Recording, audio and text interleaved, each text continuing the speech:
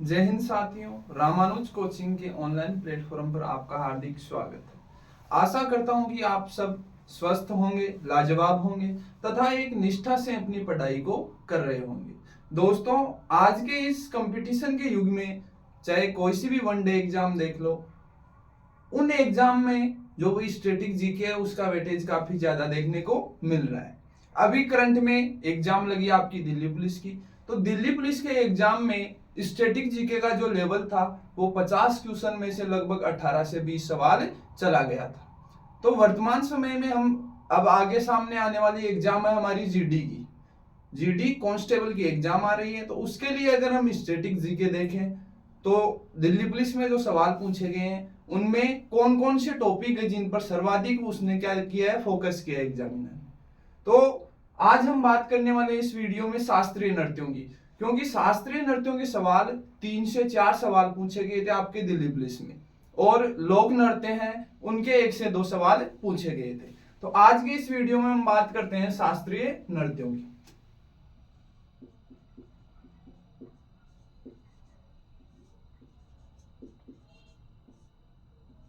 भारत के शास्त्रीय नृत्य, भारत के जो शास्त्रीय नृत्य हैं उनकी जो यानी कि जो शास्त्रीय नृत्यों का दर्जा देता है वो संस्था है आपकी संगीत नाटक अकादमी। संस्था कौन सी आएगी? संस्था रहेगी आपकी संगीत नाटक अकादमी।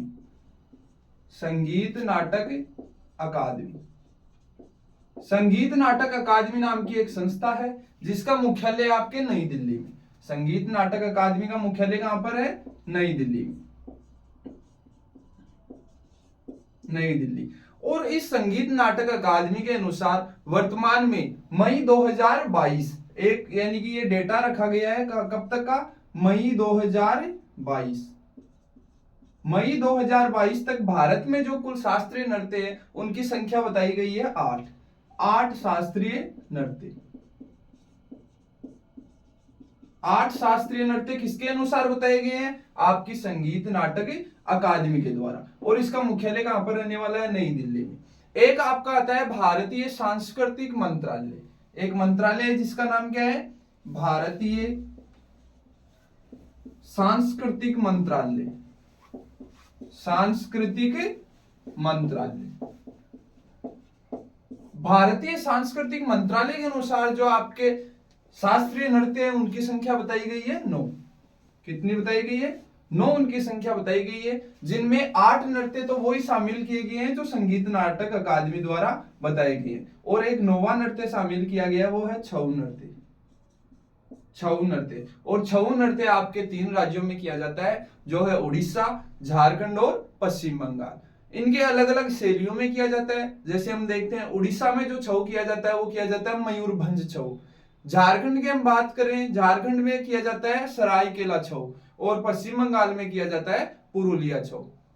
तो सबसे पहले एक यानी कि जो भी शास्त्रीय नृत्य हैं उनको दर्जा देने वाली संस्था कौन सी है उसकी बात करें तो आएगी संगीत नाटक अकादमी। एग्जामिनर अगर सवाल पूछे आपसे कि भारत में कुल शास्त्रीय नृत्य कितने हैं वर्तमान समय में, तो आपका आंसर रहेगा 8 शास्त्रीय नृत्य। अगर वो विशेषकर नाम देकर पूछता है आपसे कि भारतीय सांस्कृतिक मंत्रालय के अकॉर्डिंग कितने नृत्य हैं शास्त्रीय, तो वो कितने हैं? 9 शास्त्रीय नृत्य हैं। 8 तो जो संगीत नाटक अकादमी ने बताए हैं वो रहेंगे, और 9वां नृत्य रहेगा आपका छऊ नृत्य। तो इसी में फिर बात आती है 8 शास्त्रीय नृत्य कौन कौन से हैं। तो 8 शास्त्रीय नृत्य संगीत नाटक अकादमी के द्वारा जो बताए गए उनकी बात करते हैं अब हम।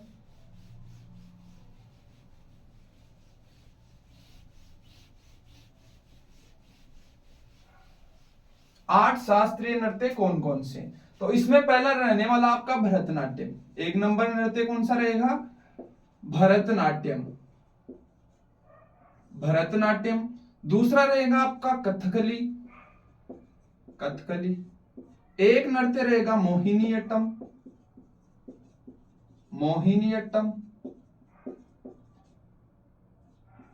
उसके बाद रहेगा कथक,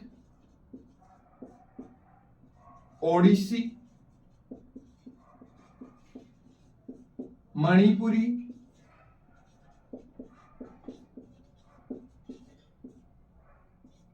एक रहेगा कुचिपुड़ी, और अंतिम जो सबसे नवीनतम नृत्य है वो रहेगा सत्रिय। ये 8 आपके भारत के शास्त्रीय नृत्य हैं संगीत नाटक अकादमी के अनुसार। 9वां नृत्य जो बताया गया वो है छऊ नृत्य।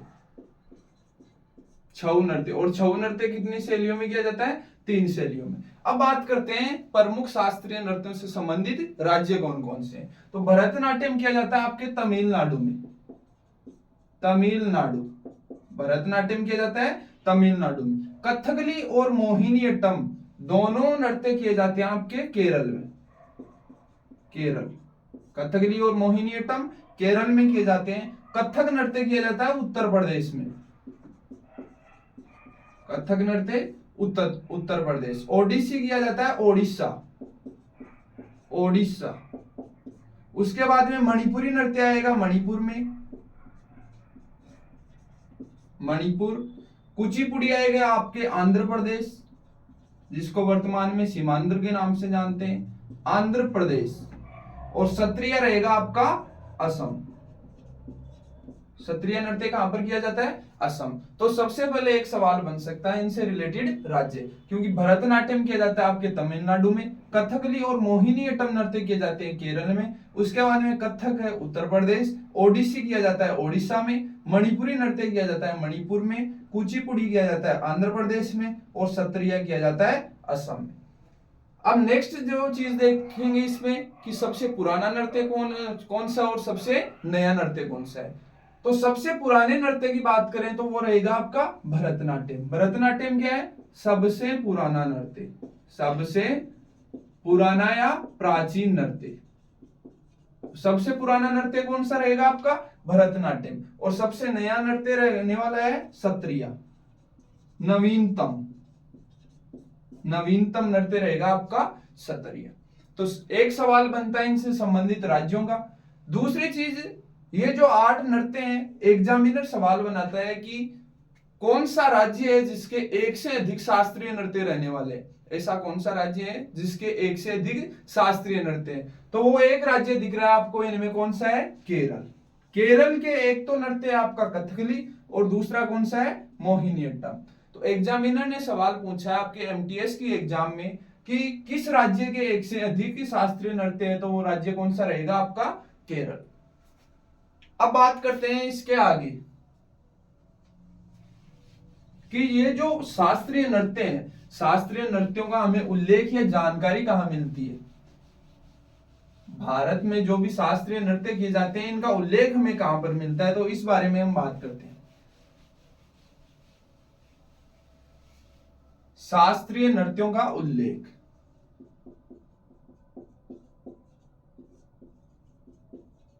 शास्त्रीय नृत्यों का उल्लेख,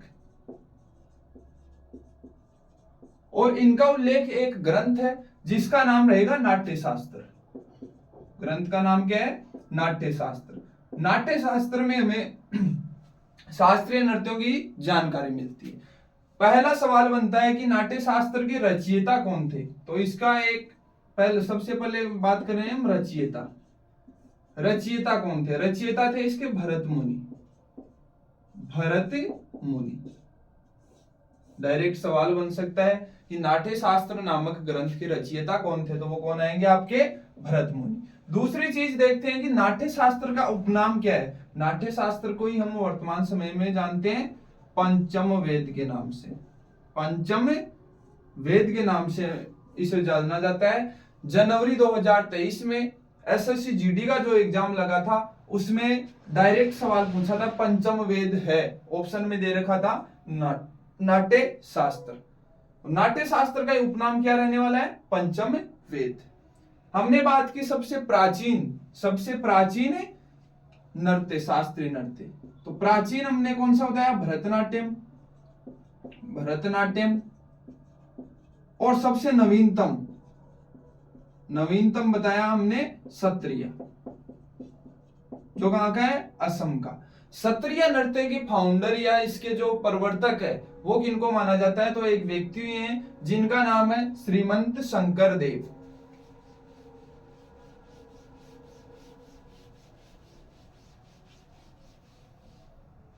व्यक्ति हैं श्रीमंत शंकरदेव।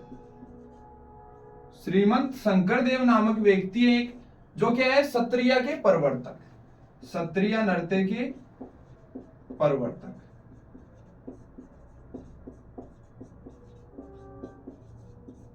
सत्रिया नृत्य के प्रवर्तक के नाम से किनको जाना जाता है, श्रीमंत शंकरदेव को। श्रीमंत शंकरदेव ने सत्रिया के लिए काफी प्रयास किए और इनके प्रयासों से ही 15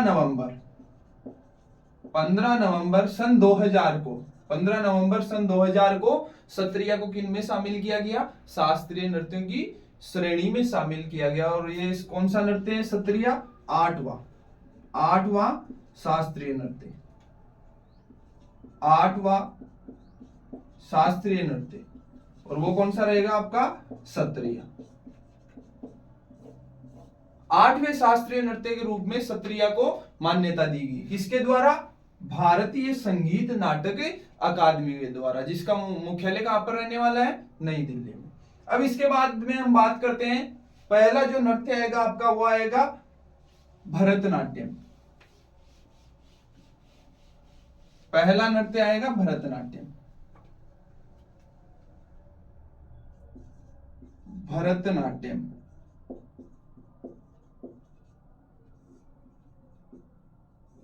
भरतनाट्यम नृत्य कहां का प्रसिद्ध है? ये नृत्य प्रसिद्ध है तमिलनाडु का। तमिलनाडु का ये प्रसिद्ध है। तमिलनाडु का एक क्षेत्र है जिसका नाम है तंजौर, वर्तमान में बोलते हैं इसको तंजौर, और प्राचीन काल में इसी क्षेत्र का नाम था तंजावुर। तंजावुर, पहले इस क्षेत्र को किस नाम से जानते थे? तंजावुर के नाम से। तो तंजौर या तंजावुर के आसपास के जो भी मंदिर है, आसपास के मंदिर, तंजौर के जो भी आसपास के मंदिर है, उन मंदिरों में देवदासियों के द्वारा, किनके द्वारा? देवदासियों के द्वारा जो नृत्य किया जाता है वो नृत्य कौन सा आपका? भरतनाट्यम। देवदासियां यानी कि तंजौर के आसपास के जो भी मंदिर है, उन मंदिरों में वहां के लोग अपनी कुंवारी कन्याओं को, यानी कि जो भी कुंवारी लड़कियां हैं, वो लड़कियां इन मंदिरों में नृत्य करती है। कौन सा नृत्य करती है? भरतनाट्यम नृत्य करती है। यह नृत्य महिलाओं के द्वारा किया जाता है, महिलाओं के द्वारा। इस नृत्य की प्रस्तुति किनके द्वारा दी जाती है? महिलाओं के द्वारा आपके भरतनाट्यम की प्रस्तुति दी जाती है। उसके बाद में हम बात करते हैं कि भरतनाट्यम जो नृत्य है, इसके प्रमुख कलाकार कौन कौन है भारत में, जिनसे मैं आपको इंपॉर्टेंट नाम बताने वाला हूं। इनमें भरतनाट्यम के कलाकार,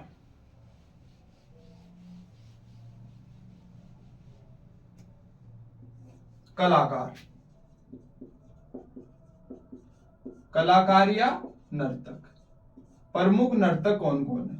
तो इनमें नाम रहेंगे आपके सोनल मानसिंह,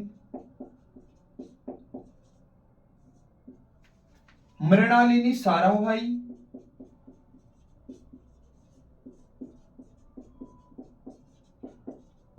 एक नाम रहेगा रुक्मणी देवी अरुंडेल,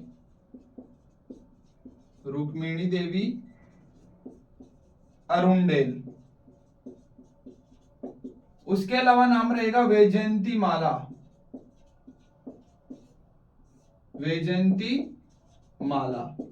टी बाला सरस्वती,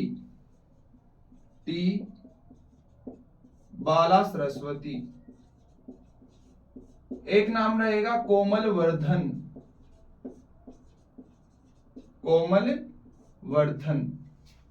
सोनल मानसिंह, मृणालिनी साराभाई, रुक्मणी देवी अरुंडेल, वैजयंती माला, टी बाला सरस्वती और कोमल वर्धन।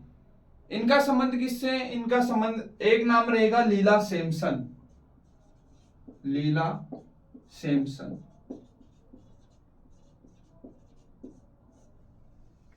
ये जो प्रमुख कलाकार है वो कौन से नृत्य के? आपके भरतनाट्यम के। सोनल मानसिंह इंपोर्टेंट नाम है, आपको कभी नहीं भूलना है। मृणालिनी साराभाई, ये भी इंपोर्टेंट नाम है। रुक्मणी देवी अरुंडेल से एक सवाल बनता है कि वह कौन सी महिला नर्तकी थी जो सर्वप्रथम या प्रथम राज्यसभा प्रथम राज्यसभा सदस्य के रूप में मनोनीत हुई। तो वो कौन थी? आपकी रुक्मणी देवी अरुणडेल। सोनल मानसिंह भी 2018 में क्या रही थी? आपकी राज्यसभा सदस्य रही थी। तो सोनल मानसिंह है, मृणालिनी साराभाई है, रुक्मणी देवी अरुणडेल है, वैजयंती माला है, टी बाला सरस्वती, कोमल वर्धन, लीला सैमसन। इनका संबंध कौन से नृत्य से रहने वाला? आपका भरतनाट्यम से। बात करते हैं हम मृणालिनी साराभाई।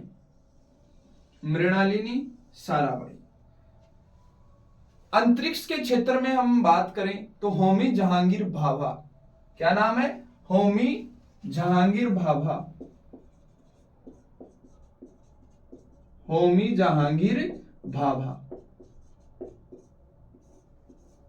अंतरिक्ष के जनक के रूप में इनको जाना जाता है। इनके बाद में अगर हम बात करें अंतरिक्ष में महत्वपूर्ण योगदान देने वाले व्यक्ति हुए हैं जिनका नाम है विक्रम साराभाई।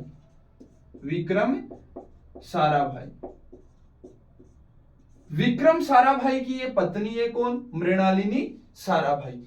तो सवाल बनता है कि प्रसिद्ध अंतरिक्ष वैज्ञानिक विक्रम साराभाई की पत्नी मृणालिनी साराभाई किस नृत्य से संबंध रखती है? तो वो नृत्य कौन सा आएगा? आपका भरतनाट्यम, जो कहां का प्रसिद्ध? आपके तमिलनाडु का ये नृत्य प्रसिद्ध है। बात करते हैं हम सोनल मानसिंह की। तो सोनल मानसिंह के लिए इसके होते हैं अवार्ड। कौन सा अवार्ड इनको कब दिया गया? तो महत्वपूर्ण डेट आपको याद रखनी है। बात करते हैं पद्म भूषण की। तो सोनल मानसिंह को पद्म भूषण अवार्ड दिया गया 1992 में। कब दिया गया? 1992 में इनको अवार्ड मिला। उसी टाइम पे मृणालिनी साराभाई को भी पद्म भूषण अवार्ड मिला 1992 में। फिर बात करते हैं पद्म विभूषण की। तो पद्म विभूषण सोनल मानसिंह को मिला था 2003 में। 2003 में सोनल मानसिंह को पद्म विभूषण पुरस्कार दिया गया। उसके बाद में हम बात करते हैं रुक्मणी देवी अरुणडेल की। रुक्मणी देवी अरुणडेल को 1956 में इनको मिला था पद्म भूषण। 1956 में इनको अवार्ड मिला था पद्म भूषण। फिर बात करते हैं 1957 की। 1957 में इनको अवार्ड मिला संगीत नाटक अकादमी पुरस्कार। संगीत नाटक अकादमी पुरस्कार रुक्मणी देवी अरुणडेल को मिला था 1957 में। फिर इनको एक सम्मान मिला था, इंपॉर्टेंट है, 1984 में रुक्मणी देवी अरुणडेल को मिला था कालिदास सम्मान। और कालिदास सम्मान की अगर हम लोग बात करें तो कालिदास सम्मान जो दिया जाता है वो दिया जाता है आपकी मध्य प्रदेश सरकार द्वारा। मध्य प्रदेश सरकार द्वारा 1984 में आपकी रुक्मणी देवी अरुणडेल को कालिदास सम्मान से सम्मानित किया गया। और रुक्मणी देवी अरुणडेल एकमात्र या प्रथम महिला थी जो राज्यसभा की सदस्य के रूप में मनोनीत हुई। अब इसके बाद में अगला नृत्य हम पढ़ेंगे कथकली, जो देखते हैं हम नेक्स्ट वीडियो में। अगर वीडियो अच्छा लगा हो तो लाइक और शेयर तो करना है ही, और इसी के साथ आपको एक अच्छी सी कमेंट करनी है कि हमारा ये वीडियो है जिसमें जो भी कंटेंट दिया है वो कंटेंट आपको कैसा लगा, और अगले वीडियो में हम इससे भी बेहतर कंटेंट आपके सामने पेश कर सके। अगर चैनल को सब्सक्राइब नहीं किया है तो हमारे YouTube channel Ramanuj education hub को बिल्कुल सब्सक्राइब करें और हमारे साथ जुड़े रहिए। धन्यवाद।